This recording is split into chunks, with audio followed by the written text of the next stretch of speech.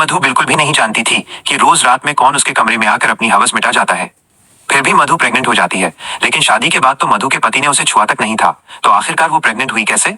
इसलिए मधु को ये सवाल खाया जा रहा था। अब एक रात मधु अचानक उठ जाती है और वो देखती है कि उसका पति उसके पास नहीं है। तो मधु उसे ढूंढते हुए नीचे आती है तो उसे पास के एक कमरे से कुछ आवाजें सुनाई देती हैं। तो वो वहां जाकर चौंक जाती है, क्योंकि उसका पति अरविंद वो काम उस नौकर के साथ कर रहा था जो उसे मधु के साथ करना चाहिए था। तो अरविंद मधु को बताता है कि उसे लड़कियों में कोई भी रुचि नहीं है, मैंने तो तुम्हें अभी तक छुआ भी नहीं है। तो मधु कहती है, तो फिर ये बच्चा किसका है? तभी वहां पर उसका नौकर संपत भी आ जाता है। तो मधु सोचती है कि शायद ये कांड इसी ने किया है। तो अरविंद कहता है कि संपत तो ऐसा कर ही नहीं सकता, क्योंकि उसे भी मेरी तरह लड़कियों में कोई भी रुचि नहीं है। तो मधु कहती है, तो ये बच्चा क्या तुम्हारे बाप का है?